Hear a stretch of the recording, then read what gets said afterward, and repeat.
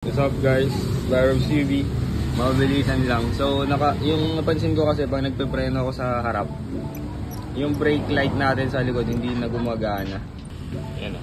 Nipisa ako yan. Isa. Patulong ako sa tito ko, tinester ko tong switch niya mismo. Yung brake light switch niya papunta dito sa master. Wala. Hindi na gumagana, walang reading. Pero itong supply, meron. So papalitan na lang natin ito. Yan. Doon na yung araw na papalitan na natin yung brake light switch natin. Bilhin na lang tayo ng panibago ulit, RCB. Binaklas ko na pala yan, yung headlight. Yan. Tapos ito na. Access naman agad yan. Kitang kita agad yan. Let's go. Hindi ko na na-video yung pagbaklas ko nung dati. Ito yung luma. Yan. Palitan ko na rin ng band. Itong gold na yan. Yung dalawang bronze na yan. Bronze plate.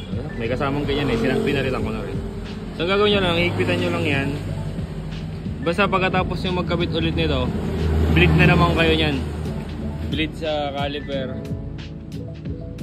Tapos bleed din dito sa master. Para talagang kapit na kapit. So sa wiring pala, so makikita nyo naman, ito stock yan ha, stock connection. Brown, tapos dito sa RCB na ano, black. Brown, black, brown is to black. Tapos yung may kulay, tapat nyo lang din sa may kulay nung sa stock. Okay, try natin. Isahin natin. May ilaw na ulit. Isa. Isa.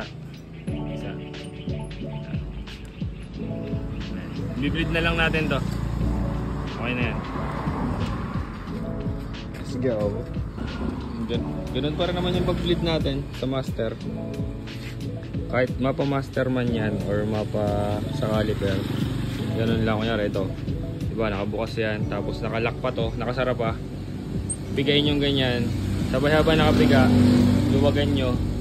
Pag niluwagan nyo na yan, yung bolt na yan, ito, bababa to, pupunta to dito. Huwag nyo, stay nyo lang na nakapiga, tapos higpitan nyo ulit yung bolt. Sabay, pag nahigpitan nyo na, bitaw. Repeat lang hanggang saan makita nyo dyan.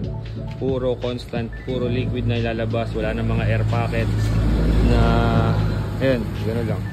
Okay, repeat natin. Let's go. So okay na ako dito sa master. Master pa lang nabibleed natin. Ganito na lang. Sagad na agad. Muna naman tayo sa caliber. So syempre, pag tapos na kayo mag-bleed sa master, brake master at sa caliper, punuin nyo na tong ano na to, yung tangke nyo. Hindi masyadong pakapunuin kasi pag nilagay nyo yung takip, kakapaw yan. Yan lang, let's go. Byron TV signing out.